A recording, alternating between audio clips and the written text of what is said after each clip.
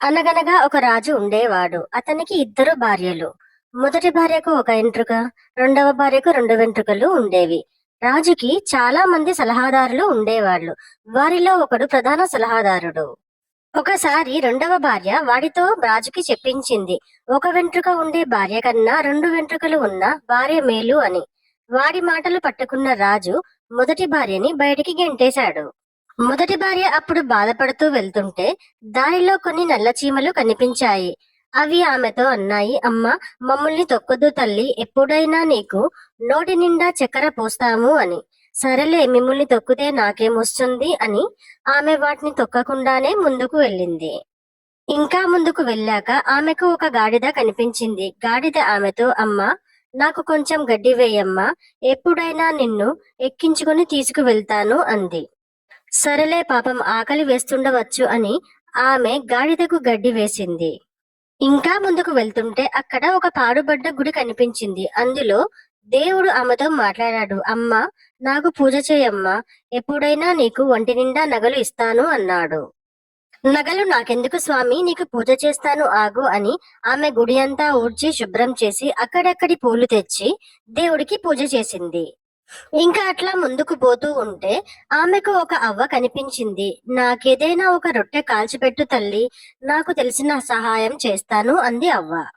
దానికేముంది అవ్వ, రొట్టె కాల్చి ఇస్తాను ఆగు అని అవ్వకు రొట్టె కాల్చి ఇచ్చింది రాణి. రొట్టె తిన్నాక అవ్వ రాణిని చూసి ఆమె కథ అడిగింది. రాణి ఆమె కథ అంతా చెప్పింది.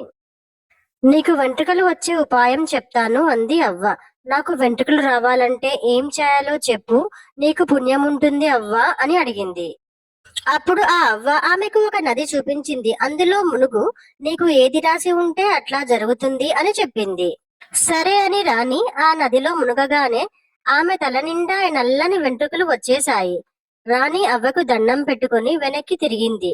దారిలో దేవుణ్ణి కలిసిపో తల్లి అని చెప్పింది అవ్వ. సరే అని వెనక్కిపోయి దేవుడికి మొక్కుకుంది రాణి. దేవుడు తన మాట ప్రకారం ఆమెకు ఎక్కడలేని నగలు ఇచ్చాడు. ఆమె ఆ నగలు పెట్టుకుని నడుస్తూ పోతుంటే గాడిద ఎదురై, మీదకి ఎక్కు, నిన్ను బాగా తీసుకుపోతాను అంది. అలా దేవుడిచ్చిన నగలు పెట్టుకుని గాడిదనెక్కి పోతున్న రాణ్ణి చూడగానే చీమలు ఆమె నోటి నిండా చక్కెర పోసి పంపించాయి. అట్లా వచ్చిన రాణిని చూసి రాజుకి నోట వెంట మాట రాలేదు. వెంటనే రెండో భార్యని గెంటేసి మొదటి భార్యని పిలుచుకున్నాడు. పోతూ పోతూ రెండో భార్య మొదటి భార్యను అడిగింది, అక్క, నీకు ఇన్ని వెంట్రుకలు ఎలా వచ్చాయి అని. మొదటి భార్య చెప్పింది, చీమల్ని తొక్కకుండా గాడిదకు గడ్డి వేసి దేవుడికి పూజ చేసి వెళ్లి అవ్వకు రొట్టె కాల్చి ఇచ్చి నదిలో మునగాలి అని. సరేలే, దానిదేముంది, నేను నదిలో నిండా మునిగి వెంట్రుకలు పెట్టుకుని వస్తాను అని అదే దారిలో పరిగెత్తింది రెండో రాణి.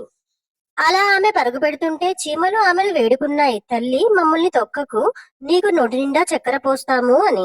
అయినా నదిలో మునగడం తొందరలో ఉన్న ఆమె వాటిని అలాగే తొక్కుకుంటూ పరుగు పెట్టింది. ఇంకాస్త ముందుకు వెళ్ళాక గాడిద అడిగింది, తల్లి, నాకు కొంచెం గడ్డి వేయి, నిన్ను ఎప్పుడైనా ఎక్కించుకు వెళ్తాను అని చెప్పింది.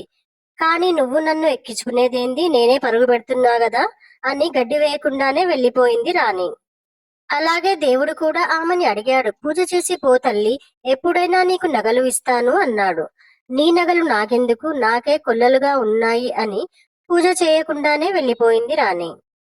అక్కడ అవ్వకు రొట్టె కూడా చేసి పెట్టలేదు. నీ రొట్టె నువ్వే కాల్చుకో, ఇంతకీ నది దారి ఏది అని అడిగింది. అప్పుడు అవ్వ నది వైపు చూపించింది. నది వైపు పరుగు పెట్టి బుడుంగుమని మునిగింది చిన్నరాణి. లేచి చూస్తే ఏముంది, ఆమెకున్న రెండు ఎంట్రుకలు కాస్త ఊడిపోయాయి. అవ్వని అడుగుదామని చూస్తే అక్కడ అవ్వలేదు. అవతలగా దేవుడు కూడా లేడు. గాడిద, చీమలు ఏమీ కనిపించలేదు. నిండా గుండు అయిన చిన్నరాణి మళ్ళీ రాజు దగ్గరికి, పెద్దరాణి దగ్గరికి వెళ్లి తన తప్పు ఒప్పుకుంది. రాజు, రాణి ఆమెను క్షమించి ఇంట్లో పెట్టుకున్నారు. క్రమంగా చిన్నరాణికి కూడా వెంట్రుకలు వచ్చేశాయి.